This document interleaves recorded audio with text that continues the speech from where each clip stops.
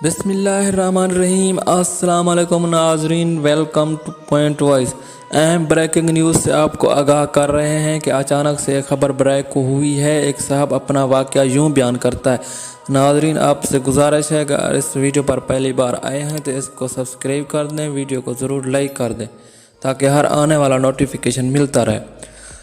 एक साहब अपना वाक़या बयान करता है कि उसकी गाड़ी का टायर पंचर हुआ तो वो रास्ते में आने वाली वर्कशॉप पर रुक गया। तकरीबन रात के 10 बज चुके थे। उस वक्त वर्कशॉप पर गाड़ी का पंचर लगाने के लिए एक ही आदमी मौजूद था और उससे पहले एक आदमी जो पंचर अपनी गाड़ी को लगवा रहा था। मैं वहां मौजूद कुर्सी पर बैठ गया। दुकान मालिक एक बूढ़ा आदमी था और वह हुक्का पी रहा था, साथ ही वो तस्बीह पढ़ रहा था और कह रहा था, अल्लाह की शान देखो।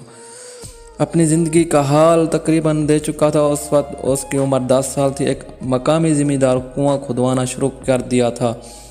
कुआं मुकम्मल होते ही मज़दूर बाहर वापस आ गए, लेकिन वहां कुएं के किनारे बैठा एक आदमी थोड़ा सा खिसक गया और उसमें एक मज़दूर उसमें दब गया। तमाम मज़दूर इकट्ठे हो गए और उसको इधर उधर देखने लगे। बाद में मज़दूर नहीं मिला क्योंकि थोड़ा सा मुश्किल हो गया। उस ज़मींदार ने उस कुएं को दोबारा मिट्टी से भरना शुरू कर दिया ताकि कोई जानी नुकसान दोबारा ना हो। 25-30 साल के बाद ज़मींदार फौत हो गया। उसकी औलाद ने तमाम ज़मीन बेच डाली थी।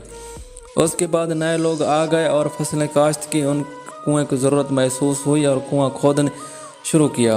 उसकी गहराई में जाने के बाद उन्हें एक धोती का कपड़ा मिला और देखा कि इंसान जो सही सलामत और ज़िंदा है, और उसने अपनी तमाम तर ज़िंदगी का अहवाल बताया तो अक्ल दंग रह गई कि इंसान इतने साल तक कैसे ज़िंदा रह सकता है। इसीलिए कहते हैं जिससे अल्लाह रखे उसे